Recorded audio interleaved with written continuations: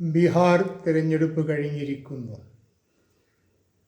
നേരത്തെ രാജസ്ഥാനിലും മഹാരാഷ്ട്രയിലും തിരഞ്ഞെടുപ്പ് കഴിഞ്ഞപ്പോഴുണ്ടായിരുന്ന അതേ അവസ്ഥ തന്നെയാണ് ഇപ്പോഴും ഉണ്ടായിരിക്കുന്നത്. നേരത്തെ രാജസ്ഥാനിലും മഹാരാഷ്ട്രയിലും നടന്ന തിരഞ്ഞെടുപ്പുകൾ കൃത്രിമമായിരുന്നു എന്ന് പ്രതിപക്ഷ നേതാവ് രാഹുൽ ഗാന്ധി തെളിവ് സഹിതം ഇവിടെ വിവരിക്കുകയുണ്ടായിട്ടുണ്ട്. എന്നാൽ പ്രതിപക്ഷ പാർട്ടികളിൽ നിന്ന് പോലും കാര്യമായ പിന്തുണ പ്രതിപക്ഷ നേതാവിന് ലഭിച്ചോ എന്ന കാര്യത്തിൽ സംശയമുണ്ട്. ബീഹാർ തിരഞ്ഞെടുപ്പ് നടക്കുന്നതിന് മുമ്പ് തന്നെയും പ്രതിപക്ഷ നേതാവ് നേരത്തെ മഹാരാഷ്ട്രയിലും രാജസ്ഥാനിലും നടന്നതാണ് ബീഹാറിലും നടക്കാൻ പോകുന്നത് എന്ന് പ്രഖ്യാപിച്ചിരുന്നു.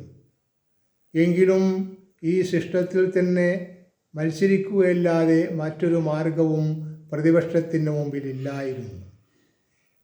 BJP ഗവൺമെൻറ് ഇന്ത്യയിൽ ഭരണത്തിൽ വന്നതിന് ശേഷം അവരുടെ സിൽബന്ദികളായ, അവരുടെ ചൊൽപ്പടിക്ക് നിൽക്കുന്നവരായ ആളുകളെ തിരഞ്ഞെടുപ്പ് കമ്മീഷണർമാരായി നിയമിക്കുകയും ഭരണകൂടം എന്താണോ ഇച്ഛിക്കുന്നത് അത് നിറവേറ്റിക്കൊടുക്കുക എന്ന ഒരു രീതിയിലേക്ക് തിരഞ്ഞെടുപ്പ് കമ്മീഷണർ മാറുകയും ചെയ്തതിൻ്റെ പരിണതഫലമാണ് ഇവിടെ നമ്മൾ കാണുന്നത്. തിരഞ്ഞെടുപ്പ് കമ്മീഷണറായി ഇന്ത്യയിൽ വന്നതിൽ ഒരേ ഒരാൾ കൃത്യമായി അതിൻ്റെ ജോലി ചെയ്തത് TN ശേഷൻ മാത്രമാണ്. എന്നാൽ TN ശേഷൻ ഇത് കൃത്യമായി ചെയ്തപ്പോൾ പിന്നീട് തിരഞ്ഞെടുപ്പ് കമ്മീഷണർമാരുടെ എണ്ണം വർദ്ധിപ്പിക്കുകയാണ് അന്ന് ഗവൺമെൻറ് ചെയ്തത്.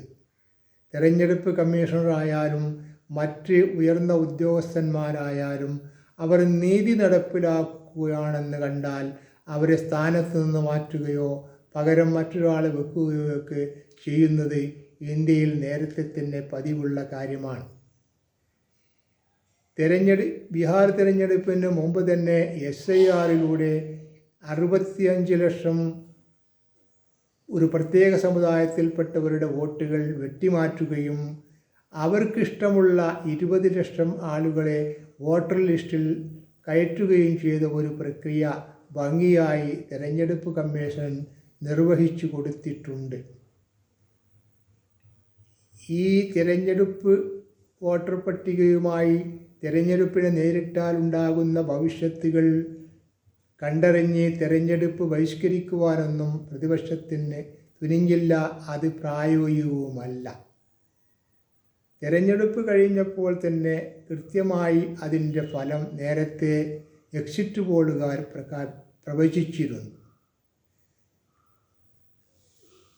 തിരഞ്ഞെടുപ്പ് റാലികളിൽ രാഹുൽ ഗാന്ധിയെയും തേജസ്വി യാദവിനെയും ഫോളോ ചെയ്തു വന്ന ജനബാഹുല്യം കണ്ടുകൊണ്ടാവാം അവിടെ മുഖ്യമന്ത്രി സ്ഥാനത്തിന് വേണ്ടി പോലും തർക്കം നടന്നിട്ടുണ്ട്. കൂടാതെ തേജസ്വി യാദവിൻ്റെ പാർട്ടി തന്നെ അവിടെ പരസ്പരം പല മണ്ഡലങ്ങളിലും മത്സരിച്ചിട്ടുമുണ്ട്. അമിത പ്രതീക്ഷയായിരുന്നു അവർക്കുണ്ടായിരുന്നത്. പ്രതീക്ഷയുടെ കാരണം ഈ ജനബാഹുല്യം തന്നെയാണ്. എന്നാൽ നേരത്തെ തന്നെ BJP അവിടെ തിരഞ്ഞെടുപ്പ് ഫലപ്രഖ്യാപനം സെറ്റ് ചെയ്ത് കഴിഞ്ഞിരുന്നു എന്ന കാര്യം അവർ ശ്രദ്ധിച്ചില്ല.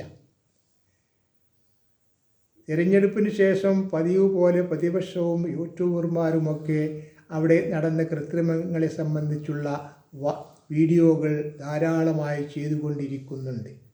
അതിനി അടുത്ത് നടക്കാനിരിക്കുന്ന ബംഗാളിലും കേരളത്തിലുമൊക്കെ വരുന്നതിന് മുമ്പും ശേഷവും അവർ നടത്തും. അത് അവരുടെ പതിവാണ്. അത് ചില യൂട്യൂബർമാരുടെ ജീവിതമാർഗവുമാണ്. അതിൽ കവിഞ്ഞ ഒരു പ്രാധാന്യവും അതിനില്ല എന്നതാണ് വസ്തുത.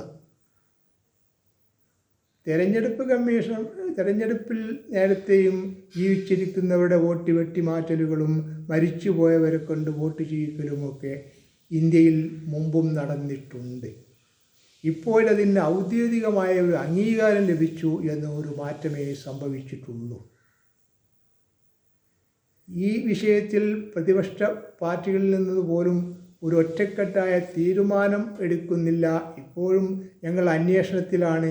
ഇത് അടുത്ത ദിവസം തന്നെ തെളിവ് പുറത്തു വരും, ഞങ്ങളുടെ കയ്യിൽ ധാരാളം തെളിവുകളുണ്ട് എന്നൊക്കെ പല നേതാക്കന്മാരും പറയുന്നുണ്ടെങ്കിലും അതൊന്നും തെളിവായി കായായി പൂവായി വരാൻ സമയമെടുക്കും. അപ്പോഴേക്ക് തെരഞ്ഞെടുപ്പ് കമ്മീഷൻ അതിൻ്റെ സമയം കഴിഞ്ഞുപോയി എന്ന ഒരു ഔദ്യോഗിക പ്രഖ്യാപനവും നടത്തുന്നതോടുകൂടി ബീഹാർ തിരഞ്ഞെടുപ്പും മഹാരാഷ്ട്രയുടെയും രാജസ്ഥാൻ്റെയും അവസ്ഥയിലേക്ക് മാറുകയും ചെയ്യും.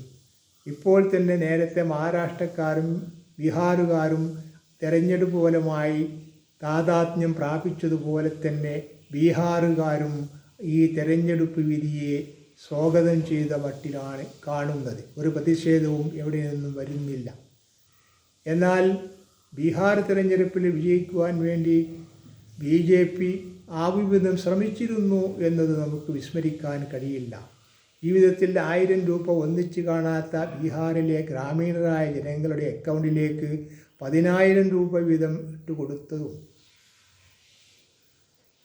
മറ്റു അവിടെ വലിയ അമ്പലം നിർമ്മിക്കും എന്ന വാഗ്ദത്തം നൽകിയതുമൊക്കെ ഈ തെരഞ്ഞെടുപ്പിന് മുമ്പ് നടന്ന പച്ചയായ തിരഞ്ഞെടുപ്പ് ലംഘനമായിരുന്നിട്ടും പ്രതിപക്ഷം അതൊന്നും വേണ്ടത്ര പ്രചരിപ്പിച്ചില്ല എന്ന് വേണം കരുതാൻ. ഇനി പ്രചരിപ്പിച്ചാൽ തന്നെയും ഇന്ത്യയിലെ ഇന്നത്തെ വർഗീയതയുടെ ഉത്തുംഗതയിൽ നിൽക്കുന്ന ജനങ്ങളെ കാര്യങ്ങൾ പറഞ്ഞ് മനസ്സിലാക്കുവാൻ വളരെ പ്രയാസമായ ഒരു ചുറ്റുപാടാണ് ഇപ്പോൾ വന്നുപെട്ടിരിക്കുന്നത്.